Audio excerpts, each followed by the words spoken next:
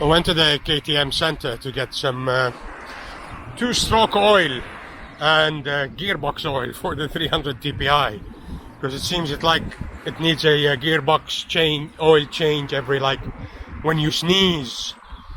And then I saw the Adventure 790 Adventure R, and I've just been so busy, guys, at work. It's been impossible for me to do anything. So I thought, while I'm here, I might as well take it for a ride, because I've saw a lot of good things about it, and it's very nice. I like it, like every other bike that I test rode, but it's so easy and benign to ride. It's really good. And this is the R, which is higher and got better suspension and so on, and it is a substantial bike, you can tell. I've ridden the 790 for a week in Switzerland, and the engine is the same, except that this one has got a different gearing, obviously, because it's really good apparently off-road. But what I'm going to say next is a bit controversial.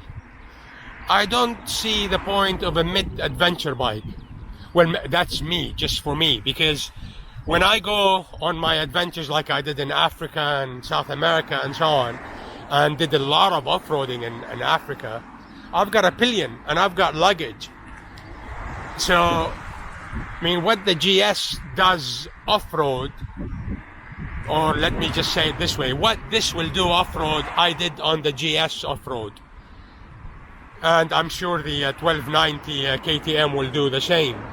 But if you're going as an individual, this is perfect, because it is comfortable, suspension is taut, it's a bit on the firm side, which you would expect. But if I wanted to go on a solo adventure, most probably, I will use one of these. But if I wanted to go, like I always do with Mrs. RJ, because she loves those adventures, I wouldn't go for a mid-adventure bike, like the Tiger 800 that I had in Ecuador. That drove me nuts, because it just couldn't handle the weight, and I ended up not enjoying the riding so much, even though I rode around it. But this is a substantial bike, I tell you. Look at that. If you want to know all the specs and so on, I'm sure you can find a million other people who reviewed it, but this is just a simple quick ride by me. Nice bike. And I like the how they put that 12-volt cigarette thing power right in the center there, and you've got a GPS mount there. Wind protection is good. I've just got wind hitting the top of my head. I don't know if this is adjustable. Can't be bothered to look.